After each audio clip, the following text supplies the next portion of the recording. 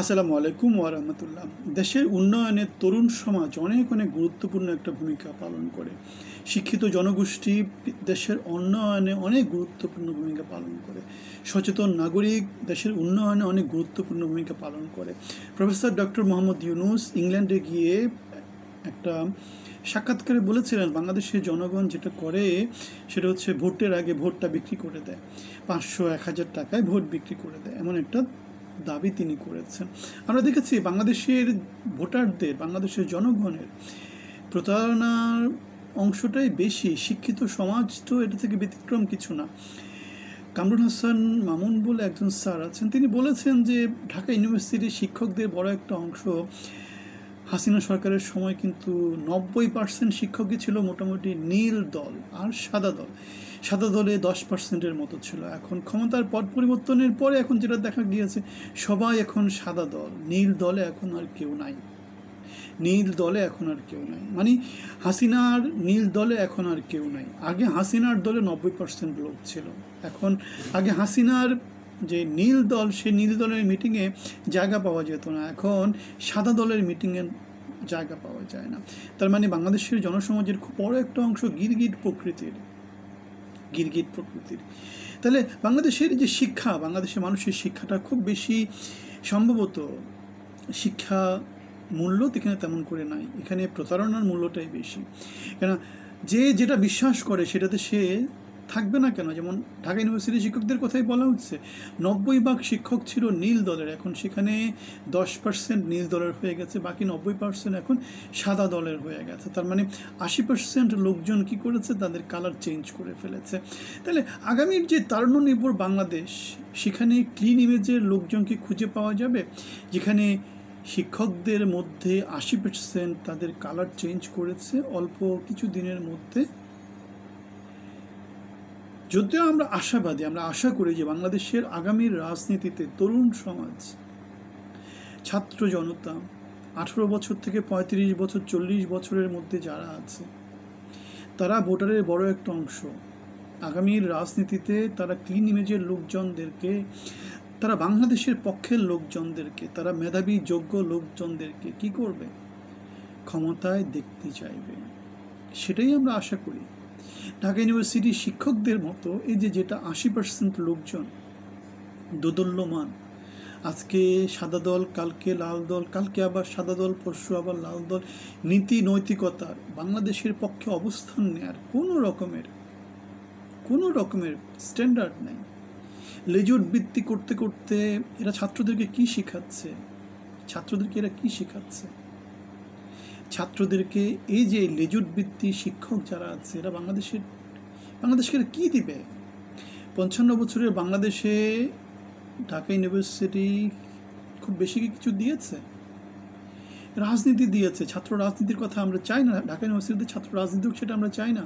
পৃথিবীর কোনো দেশে ইউনিভার্সিটিতে ছাত্র রাজনীতি নাই।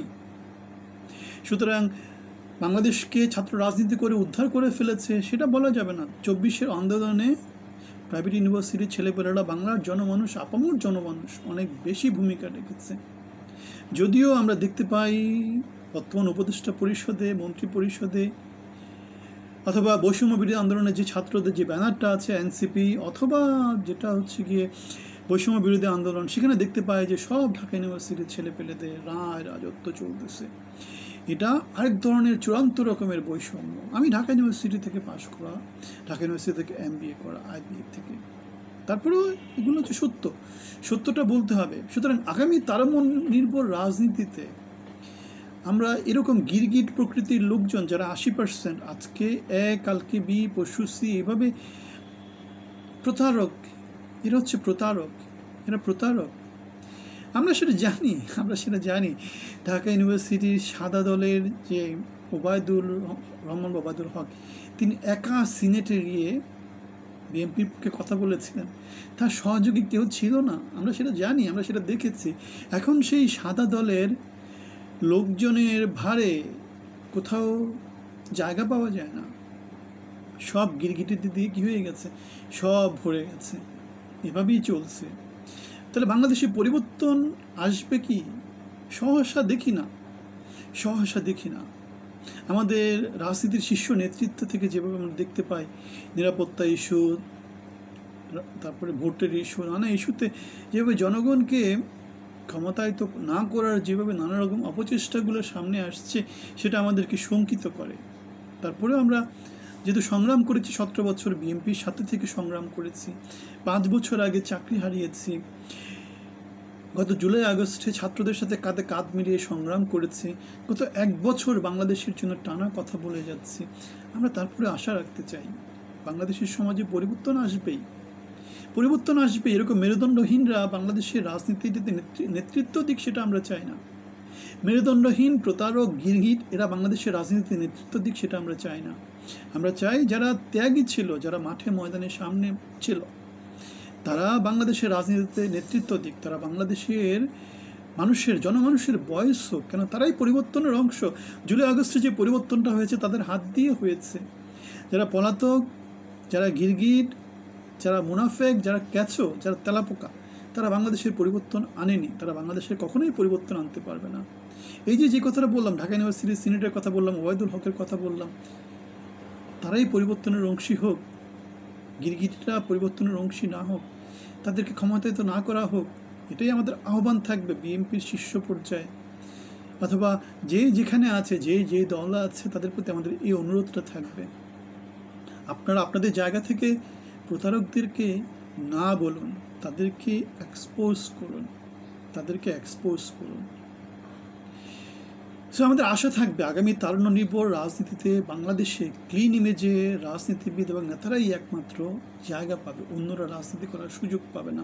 বাংলার জনমানুষ সেটা হতে দেবে না। যদিও আমরা গত 10 মাসে দেখতে পাই ভিন্ন চিত্র। আপনাদের মতামত জানাবেন, আপনারা ভালো থাকবেন। আমরা একটা ব্যানারে কথা বলি, জনগণের বাংলাদেশ, মানবিক বাংলাদেশ। আমাদের সাথে অংশী হওয়ার চেষ্টা করবেন। আপনাদের সবার জন্য অনেক অনেক শুভকামনা থাকলো।